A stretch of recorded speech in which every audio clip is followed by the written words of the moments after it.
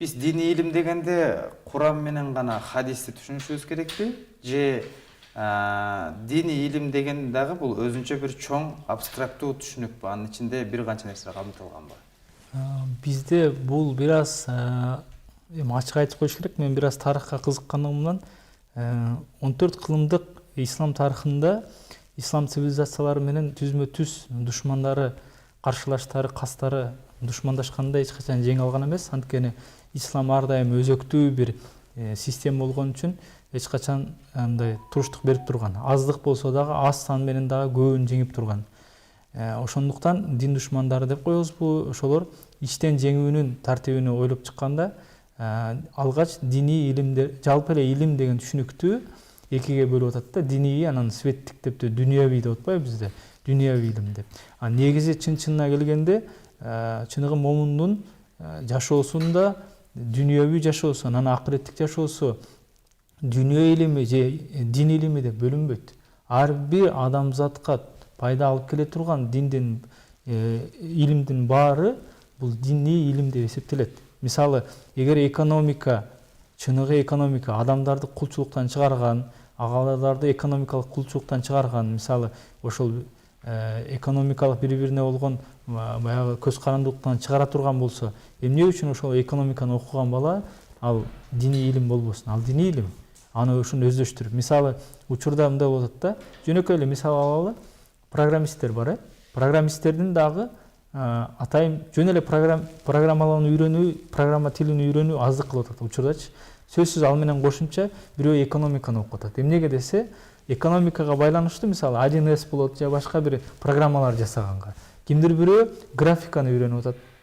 Ал графикалык мисалы Photoshopко окшогон же башка бир программаны ойлоп тапканга программист болууга ага ал керек. Куду ошондой эле мен учурда айтып кетет элем, мусулман жалпы динаятчылар деп коебуз. Бул диний кызматкерлер, дин жолунда окуткан мисалы медреселердин бүтүрүүчүлөрү, ислам университетинин, ислам институттарынын бүтүрүүчүлөрүнүн баары кошумча сөзсүз дагы бир кесиптин ээси болуш керек болуп калат. Заман талабы ушул болот. Мисалы, учурда бара-бара руханий оорулар 21-кылымда биринчи орунга чыгып атат. Башка оорулардан дагы. Ошон үчүн мен ойлойм 21-кылымда эң көп муктаждык бул руханий ооруларды дарылаган ошо психологторго, педагогторго көбүрөөк болот. Ошон үчүн диний билим менен кошо педагогиканы үйрөнсө, диний билим менен кошо психологияны үйрөнүп, бул Абдували мырзага окшоп психологиянын илими менен, усулу менен дарыласак да, ошону кылсак да. Ошон үчүн дин менен илимди экөөнү ажыратып, экөөнү эки караган болбойт. Куран сүннөт менен чектелбейт албетте. Куран сүннөт бул өзөгү болуп берилет. Бул фундаменти деп эсептейли.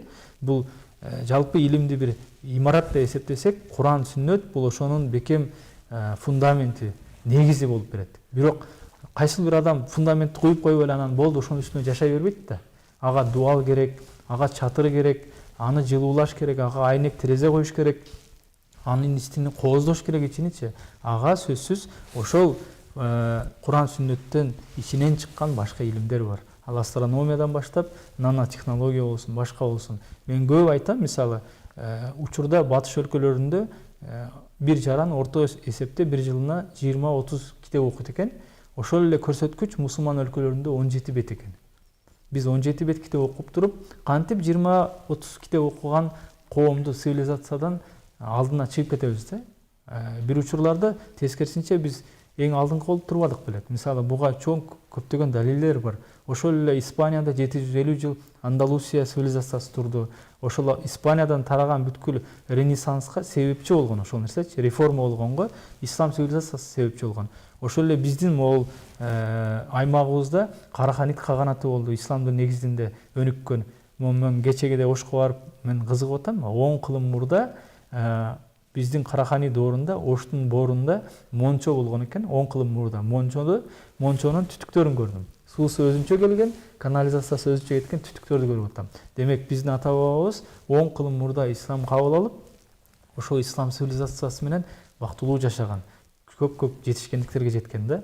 Андан кийин ошол эле Селжуктар болсун, Аббасий династиясы же болбосо Осман империясы, мунун баардыгы ислам цивилизациясынын баягы илимди толук кандуу, ар тараптуу үйрөнгөн үчүн көп чоң маани болгондо илгерки учурларда мечиттерде математика сөзсүз бул баягы логика илими катарында поэзия болсун же болбосо география болсун химия болсун өздөштүрүлчү. Эми азыр элестетиңиз, бир бала сумкасын көтөрүп алып математика сабагын барып мечитте жасайм десе, мечиттен кууп чыгабыз да бизчи. Кой, ал бул жерде ибадат кылыш керек. Биз мечитти ритуалдык нерсеге гана айлантып алдык да. Бул жагынан биз христиан динин тутунгандарга өтө окшош баратабыз. Эмнеге дегенде, мечитке келесиң, белгилүү гана өзүңдүн ошол намазыңды окуйсуң, болду, анан кийин кетесиң. Мечит негизи бул марказ, бул борбор, центр болгон, логистикалык борбор болгон пайгамбар саллаллаху алейхи мезгилинде мечитте саясий чоң чечимдер кабыл алынган, мечитте чоң машвара болуп, кеңешмелер болгон, коомдун социалдык көйгөйлөрү чечилген, ошол жерде айылдарда, шаардарда жетим жесирлердин көйгөйлөрү чечилген. Мечит ар тараптан борбор болуп турган, илимдин борбору, билимдин борбору, бардык нерсенин борбору болгондо биз бара-бара баягы динибизди бир аз мындай узкий деп коет го, кууш мындай бир жолду алып баратабыз да, ошон үчүн бир аз тарытып калдык да. Ислам андай тар эмес. Ислам кенен. Исламдын башка диндерден болгон өзгөчөлүгү да ушул да. Ал терең, баягы башында айтып кетпедимби, бул ислам религия эмес. Ислам бул дин, бул система. Биз ошол дин система өйдө караганды үйрөнүшүбүз керек да. Мисалы, кээ бир нерсени биз котормо деп эле билип алабыз да. Мисалы, саясат жана политика башка нерсе болуп атпайбы. Политика бул ар дайым өзүң гана утуп, башка бирөө утулган бир мамиле түзүмүнө буну политика дейт экенбиз да. Ал эми сен да утуп, ал да утуп, эки тарап тең утушта болгон түзүм системаны буну саясат дейбиз.